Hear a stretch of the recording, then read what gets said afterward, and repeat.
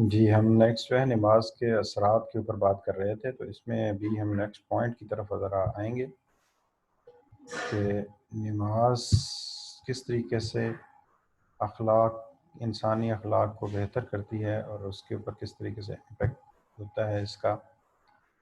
تو اس میں ہم نے یہ پڑھا ہے کہ نماز سے مسلمان مرد اور عورت کو یہ سبق ملتا ہے کہ واجب اور ضروری کام کو اس کے اول وقت میں ادا کرنے کی کوشش کریں، اسے اس کے مقررہ وقت سے نہ ٹالے۔ یعنی نماز اگر فجر کا ٹائم ہے تو اس کو اسی ٹائم کے اندر، ظہر کو اسی ٹائم کے اندر، عصر و مغرب کی عشاء کو انہی ٹائم کے اندر ہی ان کو ادا کرنا ہے۔ اگر اول وقت میں اس کے انجام میں کوئی تھوڑی سی رکاوٹ پیش آ گئی، نہ ادا کر سکا، محض اس کے اول وقت کے فوت ہونے سے اس واجب کو نہ چھوڑے۔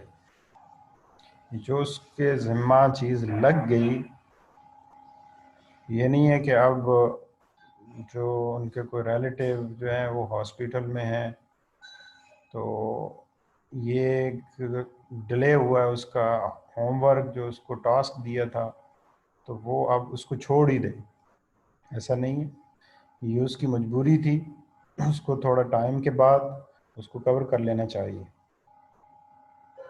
اور یہ بات اس طرح سمجھ میں آتی ہے کہ فائدہ نمازوں کی قضاء کے سلسلے میں اصول یہ ہے کہ اس کے فوت ہونے کے بعد سب سے پہلے جو موقع فراہم ہو اس میں اسے ادا کریں۔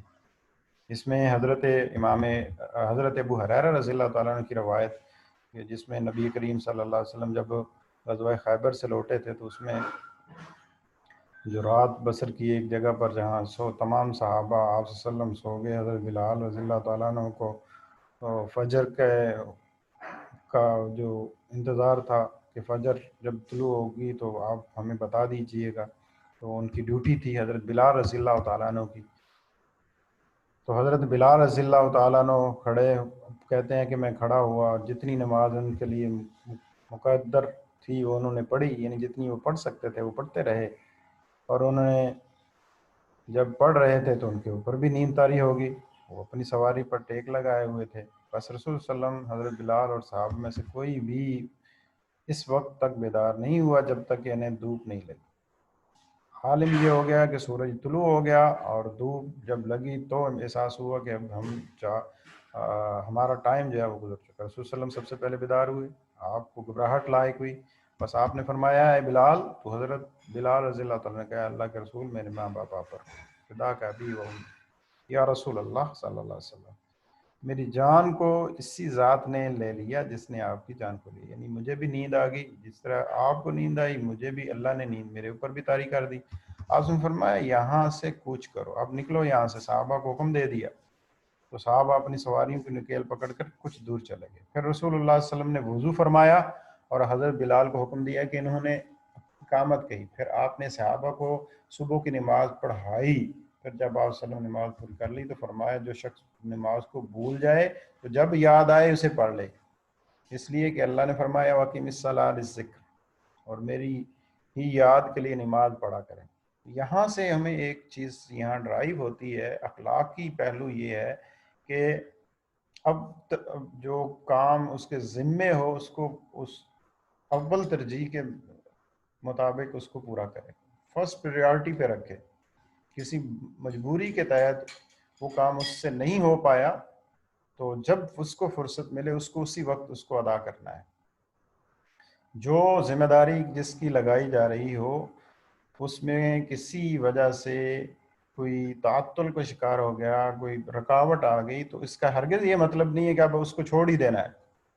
لیٹس سپوز آپ اسٹوڈنٹ ہیں، آپ کو اسائنمنٹ دی ہوئی، تو آپ یہ نہیں ہے کہ آپ جی ٹھیک ہے جی اب میں تو فلاں جگہ پہ تھا، میرا تو فلاں رشتہ دار فوت ہو گیا تو یہ ہو گیا، تو اس سے یہ ہرگز مطلب نہیں ہوگا کہ اب آپ کی جان چھوٹ گئی اس سے، بلکہ پہلی فرصت میں جب آپ آئیں تو اس ٹاسک جو آپ کو دیا گیا، کوئی اسائنمنٹ دی گئی یا کوئی ایگزام کی تیاری کے لیے آپ کو کہا گیا یا کوئی ایم سی کیوز کے حوالے سے آپ کو کوئی ٹاسک دیا گیا، تو اس کو فرسٹ پریورٹی پہ آگے اس کو پہلے کمپلیٹ کرنا ہے۔ یہ نماز اور آپ صلی اللہ علیہ وسلم کی سیرت سے ہمیں یہ بات مل رہی ہے کہ جب آپ صلی اللہ علیہ وسلم بیدار ہوئے، یہ نہیں فرمایا کہ بس ٹھیک ہے اب تو نماز کا ٹائم ختم ہو گیا چھوڑیں چلیں، آپ نے صحابہ کو اکٹھا وہاں پہ لے کے وہاں سے نکالا اور وہاں جا کر دوسرے مقام پر آپ صلی اللہ علیہ وسلم نے صحابہ رضی اللہ تعالیٰ عنہ حضرت بلال نے اقامت پڑھی اور آپ نے نماز پڑھائی. تو اس میں فرسٹ پریورٹی پہ ان کاموں کو رکھنا ہے جو ان کے اوپر واجب ہو چکی ہیں. پھر اگر اسی طریقے سے حضرت جابر بن عبداللہ سے روایت ہے کہ رسول اللہ صلی اللہ علیہ وسلم نے فرمایا جس شخص کو یہ اندیشہ ہو کہ وہ رات کے آخری حصہ میں نہیں اٹھ سکے گا اسے چاہیے کہ ابتدائی شب میں یعنی عشاء کے ساتھ وتر کی نماز پڑھ لے، اور جس کو یہ امید ہو کہ وہ رات کے آخری حصے میں بیدار ہو جائے گا تو اسے چاہیے کہ وہ آخری شب میں یعنی تہجد کے بعد وتر پڑھے، اس لیے کہ اس وقت کی نماز میں ملائکہ رحمت حاضر ہوتے ہیں اور وہ وقت بڑی فضیلت والا ہے. تو اس میں دیکھ لیں کہ مسلمان خیر کی طرف سبقت کرنے اور اول وقت میں اس کو انجام دینے کا خواہش مند ہونا چاہیے.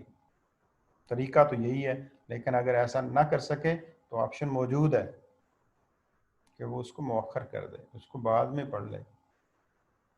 پہلے رات کے پچھلے پہر نہیں اٹھ سکتا تو اس کو پہلے لے آئے. اگر کہیں جانا ہو تو اس کو پہلے مطلع کر دیجیے کہ میں نے کلاس اٹینڈ نہیں کرنی ہے، تو کم از کم کسی اپنے دوست کولیگ کو تو بتا سکتا ہے کہ مجھے فلاں کام ہے. سر کو نہیں بتایا کوئی بات نہیں ہے، اپنے کولیگ کو بتا سکتا ہے جو اپنے وہ جو آگے انفارم کر دیں سر کو. تو ایسے بھی تو پاسبل ہو سکتا ہے.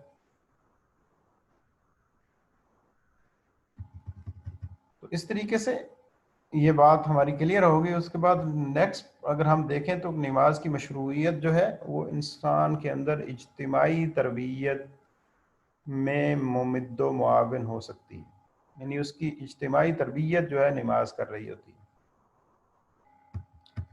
ایک ہی صف میں کھڑے ہو جاتے ہیں، اس میں غرور، تکبر یہ ختم ہو جاتا ہے، کینہ، بغض یہ ساری چیزیں نکلتی چلی جاتی ہیں. اس میں الفت آ جاتی ہے، اس میں محبت آ جاتی ہے. بعد میں نماز کے بعد حال و احوال پوچھا جاتا ہے، کیسے ہیں، سلام و دعا ہوتی ہیں. تو یہ کیا ہے؟ اخلاق کی تربیت ہو رہی ہے جو اجتماعی طور پر ہو رہی ہے.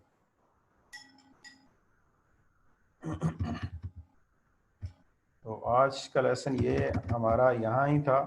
اب ذرا ہم یہاں پہ ایک اور چیز جو ہے اس کو ریوائز کر لیتے ہیں. یہاں پہ دو چیزیں میں نے آپ کو بتائی ہیں، دو چیزیں آپ کے سامنے رکھی ہیں. ایک نماز کس طریقے، طہارت کس طریقے سے انسانی زندگی پر اثر انداز ہوتی ہے، اور دوسرا جو ہے وہ نماز کس طریقے سے اخلاق کے اوپر اثر انداز ہوتی ہے، یعنی کس طریقے سے اخلاق نماز کے ذریعے بہتر ہوتے ہیں، طہارت کے ذریعے بہتر ہو سکتے ہیں. تو یہاں پہ میں کچھ پوائنٹ آپ کو دوبارہ سے بتا دیتا ہوں. یہ سلائیڈ آئی تھنک سو آپ کے سامنے آ رہی ہوگی. تو یہ دیکھیں کہ طہارت کے اثرات جو ہیں ان میں سے ہم نے پہلی بات کی تھی نظافت و ترقی کے پہلو میں اضافہ ہو جاتا ہے. دوسری بات ہم نے کی تھی عمدہ الفاظ کا چناؤ. تیسری بات ہم نے کی تھی دوسروں کے جذبات کی رعایت. طہارت کی وجہ سے اخلاق کس طریقے سے کہ دوسروں کے جذبات کی رعایت ہوتی ہے.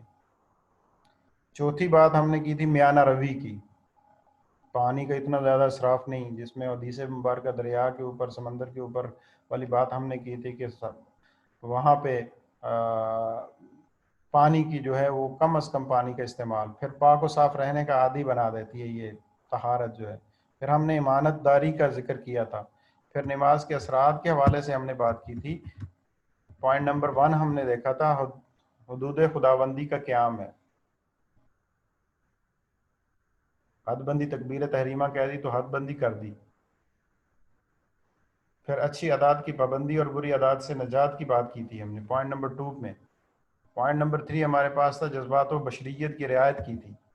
پوائنٹ نمبر 4 میں مقام و مرتبہ کی پہچان، جس میں میں نے ایک ایگزامپل کوٹ کی تھی کہ آپ جو ہے وہ ایک ٹریفک وارڈن جو ہے وہ اپنی عزت کو اس طرح مجروح کر لیتا ہے کہ 10-20 روپے کے لیے وہ اپنے آپ کو، اپنی عزت کو اس کے حوالے کر رہا ہوتا ہے. پھر ہم نے خودداری کا پیدا ہونا اس کے اوپر بات کی تھی. نماز کے ذریعے خودداری کا جو اخلاقی پہلو ہے وہ انسان کے اندر آ جاتا ہے. پھر سکون اور وقار کا حصول ہے، جس میں ہم نے 2 حدیثیں ذکر کی تھیں کہ سکون و وقار کے ساتھ نماز کی طرف آنا، جتنی مل جائے اس کو پڑھ لینا اور جو باقی رہ جائے اس کو مکمل کر لینا. تو اس میں اور بھی باتیں میں نے ایڈ کی تھیں کہ سکون و وقار اگر نماز کی حالت میں ہے تو ہم وقیہ باہر جا کر بینکوں کے سامنے لانے لگا کر اور دیگر معاملات میں اپنی عزت اور اپنے سکون اور وقار کو برباد نہ کریں. پھر ترجیحی بنیادوں پر کام کرنا ہے. یہ لاسٹ پہ ابھی جو میں نے ابھی باتیں کی ہیں. پوائنٹ نمبر 8 جو ہم نے یہاں پہ ذکر کیا تھا وہ اجتماعی تربیت کی بات کی تھی کہ نماز کے ذریعے انسان کے اخلاقی پہلو جو کو فروغ ملتا ہے اس میں اخلاقی تربیت ہو رہی ہوتی ہے. ایک ہی صف میں کھڑے ہو گئے محمود و ایاز، نہ کوئی بندہ رہا نہ بندہ نواز. اس کی بات کی تھی ہم نے.